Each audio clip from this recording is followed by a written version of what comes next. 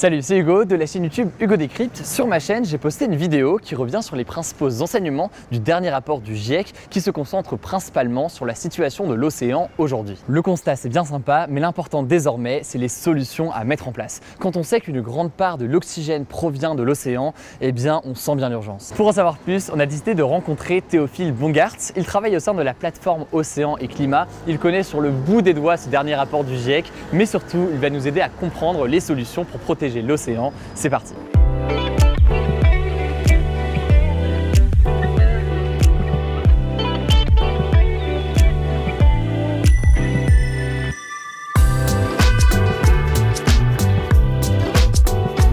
Du coup Théophile, tu es un expert on va dire de ce dernier rapport du GIEC. Est-ce que tu peux nous résumer un peu les principaux enseignements de ce rapport? Alors déjà ce rapport il est unique, c'est la première fois qu'il y a un rapport qui est consacré par le GIEC entièrement à l'océan. Premier grand message principal, c'est que le changement climatique existe.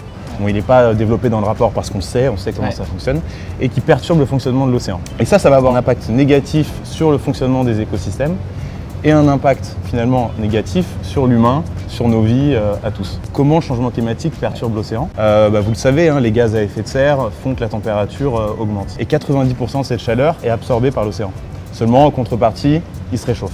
Et donc ça va avoir un impact sur la vie, sur les écosystèmes, etc. De la même façon, quand l'eau se réchauffe, l'oxygène qu'il contient et qui permet aux poissons de respirer s'évapore. Donc c'est des zones où la teneur en oxygène diminue. Ensuite, ça a un impact sur par exemple la pêche, sur là où on va pouvoir pêcher les espèces animales, puisqu'elles vont se déplacer, elles vont remonter vers les pôles par exemple pour aller chercher des températures plus fraîches. Sur la planète, il y a un quart de la population qui vit le long des côtes. Donc forcément, ils vont être très vite impactés par les événements extrêmes. Ça, c'est relativement facile à comprendre. L'océan régule notre climat. Quand l'océan ne fonctionne plus, c'est par exemple des lieux où les précipitations vont fortement augmenter. Et ça, on peut le trouver en France, par exemple dans le sud de la France, avec pour conséquence des inondations. Ensuite, il y a aussi un impact sur notre façon de nous alimenter. Il y a sur Terre 3 milliards de personnes qui dépendent des protéines issues du poisson. Donc forcément, le changement climatique, l'impact sur la pêche, des stocks qui diminuent, ça a forcément un impact pour la sécurité alimentaire en général. Autre chose qui a un impact important sur la pollution de l'océan, c'est le transport maritime.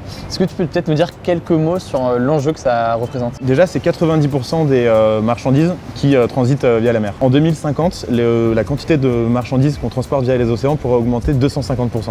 Donc c'est considérable, c'est vraiment un enjeu d'avenir. À ce titre-là, il faut arriver à réduire un maximum les émissions que ça émet. Aujourd'hui, c'est 2% des émissions mondiales de CO2 qui sont émises par le transport maritime. Plusieurs choses à faire. Dans un premier temps, on sait que si on réduit par exemple la vitesse des navires, c'est quelque chose qui a été proposé par Macron récemment au G7 à Biarritz. Si on réduit la vitesse, on va réduire de façon encore plus grande la pollution qui est émise. C'est une courbe exponentielle, plus ça va vite, plus la pollution émise est importante. La voiture a d'ailleurs un système relativement similaire sur le fait que plus on va vite, plus on va consommer. Voilà, exactement. Ensuite, ce qu'il faut faire, donc ça c'est là on régule dans un premier temps. Ce qu'on peut aussi faire, c'est accompagner la transition. Équiper les ports pour que quand un bateau arrive à quai, plutôt que laisser tourner son moteur et donc émettre du CO2 et d'autres gaz qui ne sont pas meilleurs pour notre santé et pour l'environnement, pouvoir se brancher sur le système électrique de la ville et donc tourner avec des énergies durables, avec de l'électricité plutôt qu'avec du fioul. Dans le transport maritime,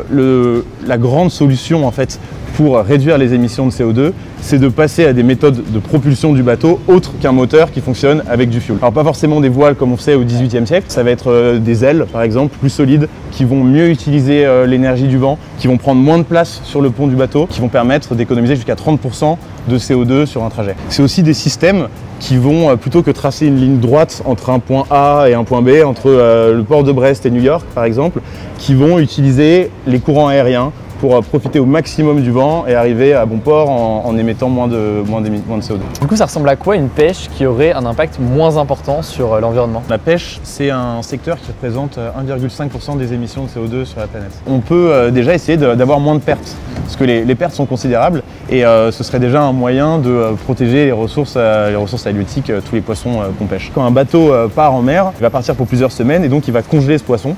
Et la congélation, c'est de l'énergie, c'est du fuel qui va être consommé. Donc on peut aussi travailler, penser différemment la pêche pour réduire ces émissions-là. Depuis quelques années, on entend de plus en plus parler d'un terme un peu mystérieux, le carbone bleu. Est-ce que tu peux nous en dire quelques mots et qu'est-ce que ça veut dire pour l'océan? Alors en fait, le carbone bleu, c'est tous les écosystèmes qui se trouvent le long de la côte. Ça peut être des mangroves, ça peut être tout ce qu'on appelle des zones humides, donc par exemple un marais de présalant, une tourbière, et qui ont cette capacité à capter en fait le carbone qui se trouve dans l'air, le CO2 atmosphérique, et à l'enfouir dans leur système racinaire. Seulement, ça fonctionne dans des quantités bien plus grandes qu'une forêt. Par exemple, des mangroves peuvent stocker jusqu'à 40 fois plus de CO2 que des forêts. Donc c'est extrêmement utile. Seulement, ces écosystèmes, ils sont menacés. Donc là, l'enjeu, en termes de solution, ça va être de les protéger déjà. Parce que si on est amené à détruire ces écosystèmes, malheureusement, ils relâchent le CO2 qui jusqu'ici, ils stockaient. Et puis de replanter d'autres pour pouvoir accroître notre capacité à capter ce CO2. C'est une solution dite d'atténuation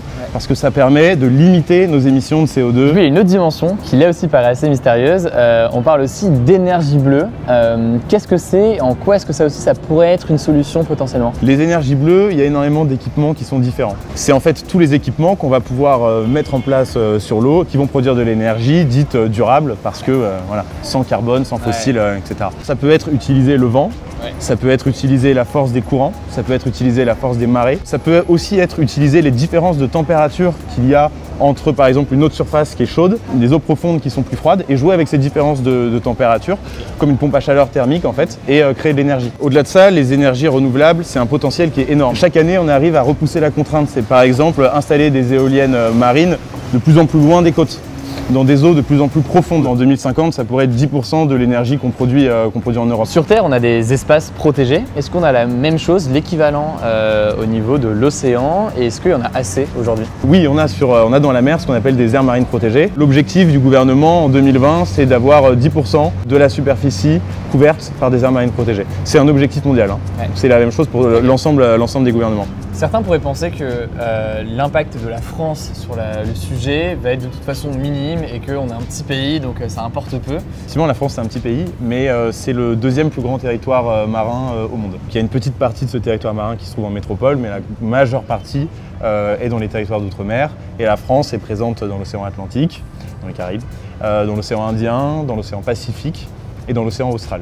Est-ce qu'il y a certaines plages qu'il faut interdire au public pour protéger les espaces? Est-ce que c'est simplement nous être conscients de ça et donc faire en sorte de ne pas détruire cet écosystème? Je pense que les deux, c'est important d'en être conscient, de savoir qu'en tant que par exemple touriste, on ne va pas aller abîmer ces écosystèmes.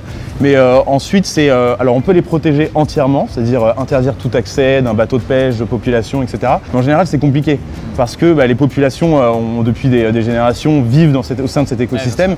Et donc l'idée, c'est plutôt une question de management, en fait, arriver à gérer cet espace en harmonie entre l'écosystème, la biodiversité, les populations, les activités qui s'y passent. On l'a bien compris, la pollution de l'océan commence aussi par la pollution de la terre. Et comment est-ce que nous, on peut faire du coup à notre échelle pour limiter notre impact?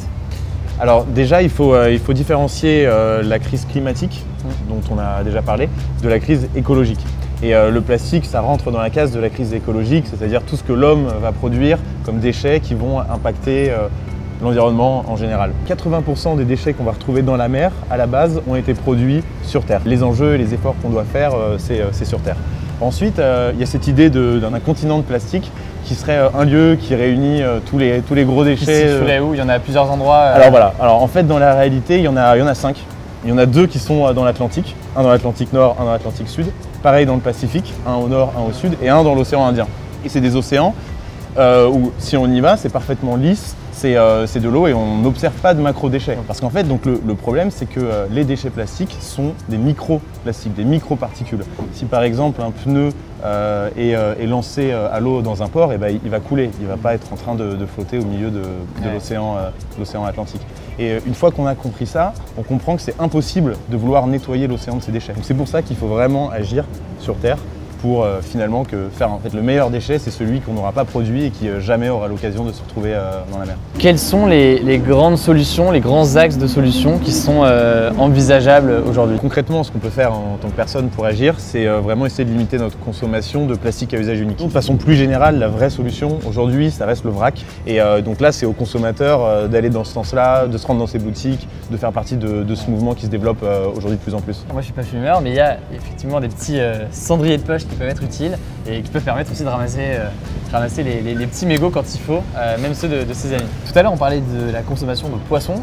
Nous, à notre échelle, qu'est-ce qu'on peut faire déjà pour limiter notre impact dans notre consommation au quotidien? Je pense qu'il faut qu'on réfléchisse à notre façon de consommer pour consommer des produits de la mer qui ne vont pas avoir un impact, menacer les stocks de poissons qu'on consomme. Qu'on soit consommateur de poissons, qu'on soit un pêcheur, donc un producteur, ou qu'on soit un distributeur de poissons, on peut essayer de faire attention à des détails simples. Par exemple, le premier, c'est proposer des espèces ou travailler des espèces qui sont non menacées. Deuxième critère, c'est la saisonnalité. Il y a une période pendant laquelle les poissons se reproduisent et donc on va essayer de ne pas les consommer pendant cette période pour laisser l'opportunité de se reproduire et le consommer durant le temps restant. Okay. La troisième chose qui est importante, c'est la taille du poisson.